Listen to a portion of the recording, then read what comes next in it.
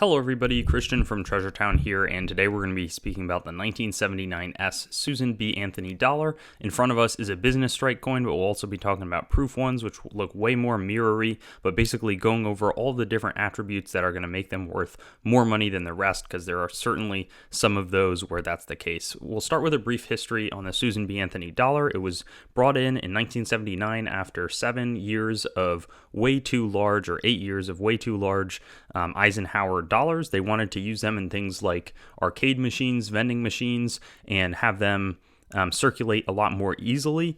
They last a lot longer than a dollar bill, and enough, they might cost a little bit more initially to make them, but when they last 10 times longer than a dollar bill, it's very much worth it for them to do so.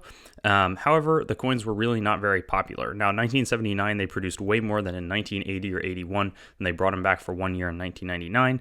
But there are a fair amount of these where you're going to be able to look for things that are going to make them worth more than the rest, like I mentioned before.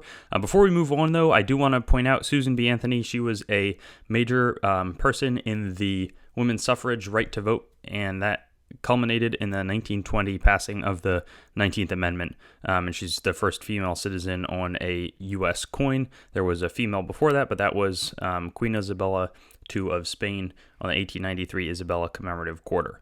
Now, in terms of this coin, the specifics, there's a fair amount of them that are really quite uncirculated, but those Mint State 67s are going to be worth a lot more than the rest. You can find Mint State 65 coins all over the place, and 66, most of these are going to be worth $1 just because there were so many made. Over 100 million, there are 109,576,000 made. In Mint State 66, they might be worth certifying, but I'd really wait to get to that Mint State 67 range where it's a $200 coin. If you can bump up to Mint State 68, that's going to be $4,000. So some serious potential value there. You can often find Mint State 65 and 66 if you have enough access to these coins, because one of the big reasons that they didn't circulate well was that people thought that they were rare, so they often held onto them, didn't release them into circulation, and as a result, there's a fair amount that are still in good condition, which is a double-edged sword, because it means you can find some occasionally that are sort of in these upper condition ranges where there's very little abrasions in sort of the fields, the upper cheek, and then the hair. That's really where you're going to want to look for them, and then they can grade well. On the other hand, that sort of holds their value back slightly, but still, $200 for a coin that, most dealers will sell raw for like $1.50 if they have it in an album and a flip somewhere. It's a good investment. There's also a few error ones. So this one was struck on a dime planchet and sold for over $10,000. That's a pretty obvious error, and you're not really going to be able to find those in circulation, but you can still pay attention. Plus, it's cool to know about. This one was multi-struck and broad-struck, meaning that the collars that are supposed to hold the coin in place were not there, and it didn't eject from the dies, so it got struck multiple times. You can sort of see those impressions going out on the coin, but this is just a really cool, one of the more significant proof errors for the Susan B. Anthony. And then there's also this one struck on a cent planchet. Somebody was paying attention and was able to get $5,500 out of it. We also have the proof dollar. Like I mentioned, this doesn't do a good job of showing the mirror-y fields, but you really want to look for this clear S mint mark. There's the filled S, and that's going to be worth maybe $4 or $5 in all conditions, outside of, I'll talk about Proof 70 coins in a moment. But again, there are 3.6 million of these made, released in proof sets. The clear S, though, was found on a much smaller proportion of them.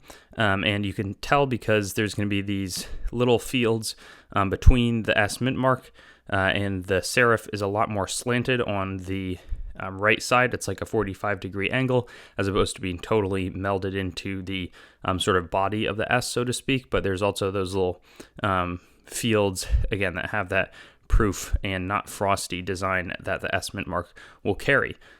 In Proof 70 condition, which is where there's no flaws under pretty good magnification 5 or 10 times, that's going to be worth $80 and $125 based off of what type it is, with the clear S being better. Any condition clear S, though, will probably be worth minimum $20, $30, $40 in Proof 69 Deep Cameo, which the vast majority of the coins are. It's going to be a $40 coin in clear S. Whereas that is real, the $10 is really just there because in the plastic, it's not worth trying to certify any coins that are of the proof filled S if there's even a tiny abrasion. And even then, the math in terms of getting 70s, often the grading companies are pretty much sticklers about handing them out. So it's rare that it's worth certifying the coin unless it's super, super clear that you have, a ton of these type 2 clear S's in a row, and you think that there's a good shot that a fair amount of them are going to go proof 70. But that brings us to the conclusion, whether it's a mint error, a nice mint mark style, or a high-end business strike, there is room for money to be made in addition to cool history about Susan B. Anthony herself. So I hope that you enjoyed, and I'll see you on some other videos in the future. Thanks for watching the video. I'd encourage you to like the video, comment, and make sure to subscribe to my channel. And I also have Facebook, Instagram, Twitter, and some other social media platforms. You can also go to my main channel website, treasuretownYT.com, to learn more about the channel and sort of stay in contact. I also will eventually host all of these videos on coinsmetalscards.com, which will be both news, marketplace, and coin information. I do have the goal of eventually getting pretty much every US coin, date, mint mark, denomination on the channel with a similar video to the one that you just watched, and that will likely all be hosted there.